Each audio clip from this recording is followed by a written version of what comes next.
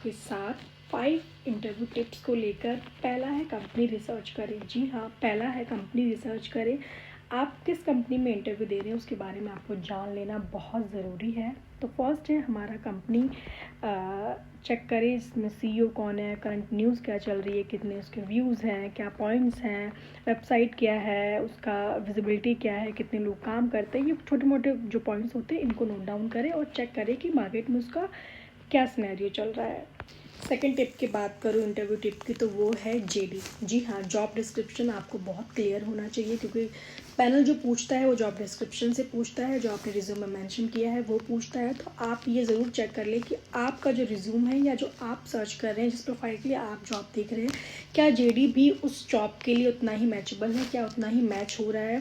बहुत सारी चीज़ें ऐसी होती हैं जो आप उस प्रोफाइल के लिए देख रहे हैं, जो जेडी में होता है 80% होता है, 20% नहीं होता है। तो जो 20% होता है उसको आप ब्रशअप कर सकते हैं, उसको पढ़ सकते हैं, गूगल कर सकते हैं। तो जेडी बहुत क्लियर होना चाहिए इंटरव्यू के लिए। तो ये ध्यान रखना आप कि जेडी आपका क्लियर हो कि जेडी में क्या है और आप कितना जानते हैं उस चीज़ के बारे में। थर्ड इंटरव्यू टिप है वो है अपना रिज्यूम क्लीन एंड अपडेट रखें। जी हाँ, अगर आप फ्रेशर हो तो आप अपना रिज्यूम सिर्फ 1 पेज का बनाएं, लास्ट वीडियो मैंने बताया था आपको।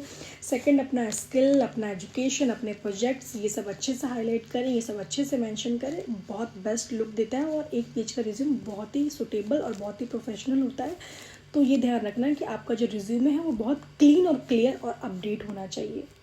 फोर्थ इंटरव्यू टिप है आपका कॉमन क्वेश्चंस प्रिपेयर करें। आपको कॉमन क्वेश्चंस क्या क्या होते हैं, tell me about yourself, आपका स्ट्रेंथ क्या है, आपका वीकनेस क्या है, आप कंपनी क्यों ज्वाइन करना चाहते हैं, आप अपने आप को 5 साल बाद कहाँ देखना चाहते हैं, आपको यही कंपनी क्यों चाहिए, tell me about the company. तो आप जिस कंपनी में इंटरव्यू दे रहे हैं उस कंपनी के बारे में अच्छे से जान ले। Tell me about yourself, आप अपने बारे में बहुत अच्छे से जानते हैं।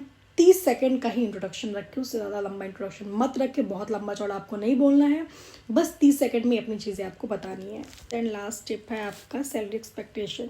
या सैलरी एक्सपेक्टेशंस आपको नहीं बतानी, एज अ फ्रेशर आपको नहीं बतानी है सैलरी एक्सपेक्टेशन क्या रखनी है, क्योंकि आप एक फ्रेशर है, ठीक है। आप किसी कंपनी में ज्वाइन करते हैं तो आपको बहुत सारी चीज़ें सीखने को मिलती हैं। तो आप salary expectation as per market standard, as per company norms ही बोले, अपनी सैलरी एक्सपेक्टेशन मत बताएं उनको। उनसे क्या होता है कि मान लो कि आपकी सैलरी, उनका जो बजट है उससे ज़्यादा आपने सैलरी बता दी, तो वहाँ पे होता है स्टेबिलिटी इशू। तो इस चीज़ का ध्यान रखें फ्रेशर्स कि आपको अपनी सैलरी नहीं बतानी है, नहीं, आपके एक्सपेक्टेशंस क्या है वो आपको नहीं बताना है। वो आपको खुद ब खुद बता दिया जाता है कि आपको कितनी सैलरी प्रोवाइड होगी,